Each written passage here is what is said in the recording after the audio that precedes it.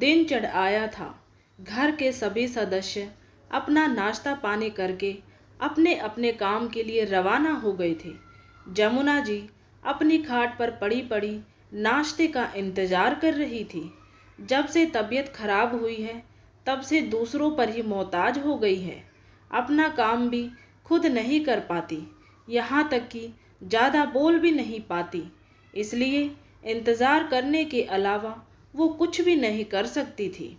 पता नहीं कब राधा आएगी और उन्हें रोटी नसीब होगी। राधा इस घर में काम करने आती है, वही जमुना जी को नहला धुलाकर खाना खिलाकर जाती है, वरना उनकी बहू मीनू तो कमरे में आकर भी नहीं झांकती। तभी दरवाजे की घंटी बजी। उन्हें लगा कि राधा आ गई, लेकिन तभी उनके कमरे में उनकी बेटी सुनीता आ गई। अपनी माँ को देखते ही बोली, अरे माँ, कैसी हो तुम? ये क्या, अभी तक नहाई धोई भी नहीं तुम? लगता है राधा अभी तक नहीं आई। जमुना जी ने इशारे से उसकी बात पर सहमति जताई और उसे अपने पास बुलाया। तब इधर उधर देखते हुए सुनीता अपनी माँ के पास आई। बोलो माँ, कुछ चाहिए? जमुना जी ने इशारे से खाने के लिए कहा। इशारे को समझते ही सुनीता को गुस्सा बहुत आया। घर में भाभी मौजूद है, लेकिन माँ अभी तक भूखी है, जबकि बीमारी में उन्हें दवा और खाना सही टाइम पर चाहिए, तभी तो जल्दी ठीक होंगी। वही जमुना जी के पास बैठे बैठे जोर से अपनी भाभी को आवाज़ लगाई, भाभी, ओ भाभी, जरा इधर तो आना। आवाज़ सुनकर मीनू कमरे में आई और बड़ी ही शांति से बोली, क्या हुआ सुनीता जी, ऐसे क्यों चिल्ला रही हो? उसे इतना शांति से बात करते देखकर सुनीता चिढ़ गई और बोली, ये क्या, अभी तक माँ ना नहाई है और ना ही उन्हें अभी तक खाना दिया गया है। उसकी बात सुनकर मीनू बोली, वो राधा अभी तक नहीं आई है। यह सुनकर सुनीता भड़क गई। राधा नहीं आई है तो आप खिला नहीं सकती थी क्या? आखिर आपकी भी तो सास है, सास भी माँ ही होती है। अच्छा, कब से? और मैं मुफ्त की रोटी खाने वाली इन्हें रोटी कैसे खिला सकती हूँ? मीनू ने मुस्कुराहट के साथ सुनीता को कहा तो सुनीता झेंप गई, पर मीनू ने कोई बहस करना ठीक नहीं समझा और सिर्फ इतना ही कहा कि आपकी माँ है तो चिल्लाने की जगह आप कर दीजिए। रही बात खाना खिलाने की, तो रसोई घर कहाँ है, कौन सा सामान कहाँ रखा है, वो भी आपको पता है। मेरी ज़रूरत कहाँ है? कहकर मीनू चुपचाप अपने कमरे में चली गई। सुनीता खुद ही उठी और चुपचाप रसोई में से अपनी माँ के लिए पहले खाना लेके आई और उन्हें खाना खिलाने लगी। इधर मीनू अपने कमरे में आ गई। कमरे में आने के बाद उसे याद हो आया वो दिन जब वो नीरज की पत्नी बनकर इस घर में आई थी। घर में सास जमुना जी, छोटा बेटा पवन और बेटी सुनीता थी। जमुना जी का स्वभाव बिल्कुल दबंग था। उनके आगे घर में किसी की नहीं चलती थी।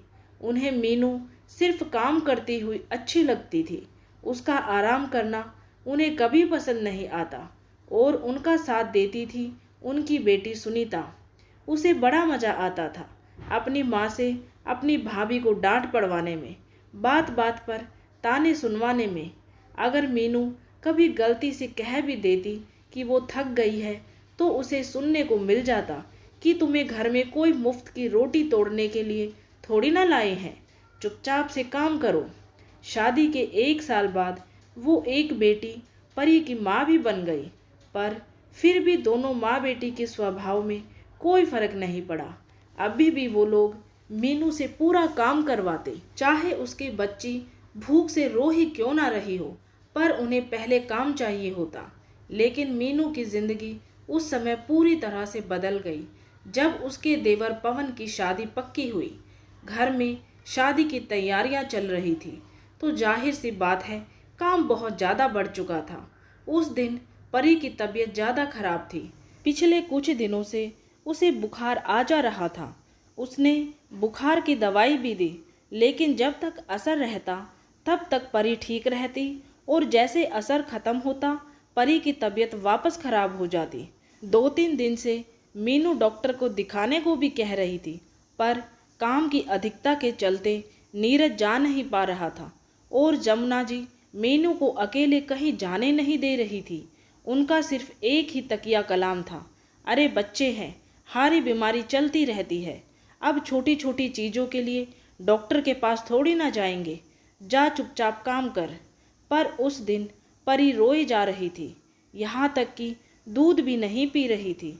लेकिन जमुना जी का मन नहीं पसीज रहा था। मीनू उसे गोद में लेकर दूध पिलाने की कोशिश कर रही थी तो जमुना जी ने डांट दिया, अरे घर में शादी का काम है और तू बार बार बच्चे को लेकर बैठ जाती है, जा फटाफट खाना बना, बहुत भूख लगी है, दूसरे काम भी निपटाने हैं, थोड़ी देर बच्चे को रो भी लेने दिया करो ताकि उसके हाथ पैर चले। आखिर मीनू को परी को छोड़कर रसोई में जाना ही पड़ा। बीच में 1-2 बार कमरे में आने की कोशिश भी की, पर सुनीता अपनी माँ को भड़का देती और उसे डांट पड़ जाती। 2 घंटे बाद मीनू अपना रसोई का काम निपटाकर फटाफट कमरे में गई तो देखा कि नन्ही सी परी रो रो कर थक हार कर खुद ही सो गई थी। मुंह में अंगूठे को लिए हुए तितर बितर हालत में सोई हुई अपनी 5 महीने की बच्ची को देखकर मीनू की आंखों में आंसू आ गए। उसकी आंखों को फैला हुआ काजल बता रहा था कि कितना रोई होगी, लेकिन घर में आखिर सुनने वाला कौन था। तभी बाहर से जमुना जी की आवाज़ आई, अरे ओ बहू, कहाँ चली गई, जरा जल्दी से चाय तो बनाकर लेके आ, अभी तो खाना खाया है, अब फिर से इन्हें चाय चाहिए। मीनू ने मन ही मन सोचा, पर इस बार उसका मन नहीं माना। आखिर अपनी बेटी को ऐसे कैसे छोड़ सकती थी। उसने सोचा कि मैं अभी इसे दूध पिलाकर ही जाऊंगी, आज चाहे माँ जी 10 बातें ही क्यों ना सुनाए। वो परी के पास जाने लगी तो सुनीता कमरे में आ गई। भाभी, आपको सुनाई दे रहा है या नहीं, जल्दी से चाय बना कर दो, हम लोगों को बाजार भी जाना है। तो मीनू ने उससे कहा, सुनीता जी आज चाय आप बना लीजिए, मैं अभी परी को दूध पिलाऊंगी।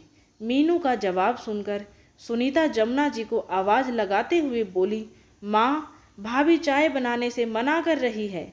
ये सुनकर जमुना जी गुस्से में कमरे में आ गई और बोली, क्यों री, तेरी इतनी हिम्मत कि तू काम करने से मना करे, तुझे इस घर में मुफ्त की रोटी तोड़ने के लिए लाए हैं क्या, जाकर चुपचाप से चाय बना।